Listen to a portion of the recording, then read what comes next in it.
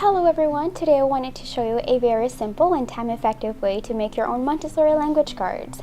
Now, language cards are really the beginnings of language development for toddlers. So I am going to show you 4 different types of sets of cards in level of introduction. First, we're going to make a connection from the tangible to the abstract. So we are going to take pictures of objects that we already own, and here I am using some ocean animals.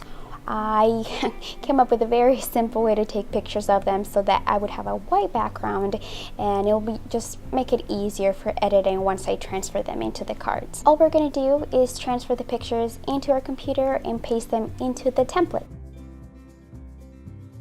We're going to name them, and these will be our first set of cards.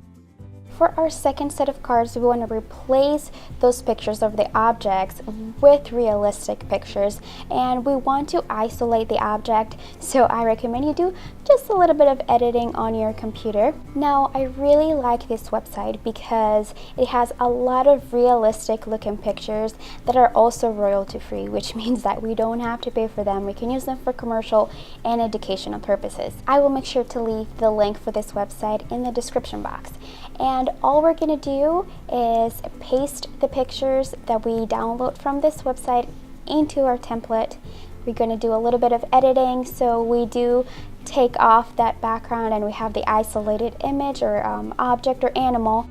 And just like our first set, we're simply going to resize and adjust the picture into the template. For our third set, we are simply going to print this second template twice. And this makes a perfect matching activity.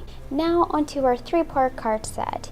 For this set, we are going to do the same thing we did for the prior 2. We are going to paste the realistic picture of the animal. We're going to paste it twice, but this time we are going to introduce the name of the animal, and we want to make sure everything is lowercase, unless of course is a proper noun. The fourth set is optional. It simply is the 3-part set I just showed you, but in Spanish. This is my little station, and all that we need is a printer, laminator, and a cutter.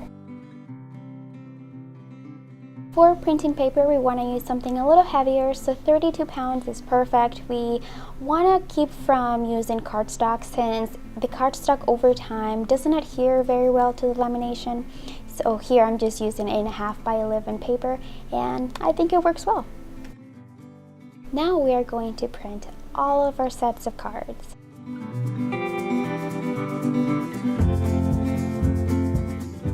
Next, we are going to cut out the cards, and you want to cut it just inside the dotted line. We don't want the dotted line to show. Now we're going to laminate our cards, and my laminator takes pouches.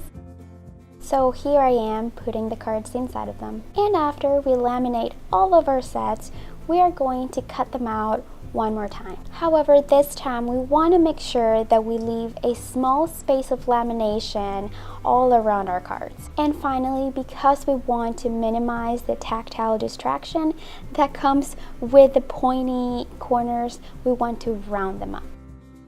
I am now showing you how I like to display my cards, and for the first set, I like to keep it in a small box with the objects. This second box is just a great option for vocabulary, matching, or 3-part card sets. As you can tell, I really enjoy clear containers because you are just able to see what's inside of them, and they're very easy to clean and they just look very neat and beautiful.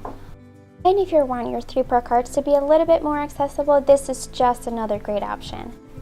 I also found this great tutorial if you want to make your own vinyl pouches, and this is just a beautiful way to display and store your cards. I will make sure to leave the link down below. Now, on to storage. You can store your cards in Ziploc bags, or you can use what I use, which is the easiest way I have found, which is using CD or DVD clear cases. I love these because they have a little flap in the back. The plastic is sturdier than the Ziploc bags, which makes it easier to stack behind one another, so it makes it easier to store, but they also make just beautiful displays. And here I am showing you some compartment boxes that I found on homedepot.com. They are very affordable and these will store hundreds and hundreds of cards, so I strongly recommend one of those. Thank you so much for watching, and don't forget to share this video with your friends and subscribe for more videos, and have a great rest of your week. Bye!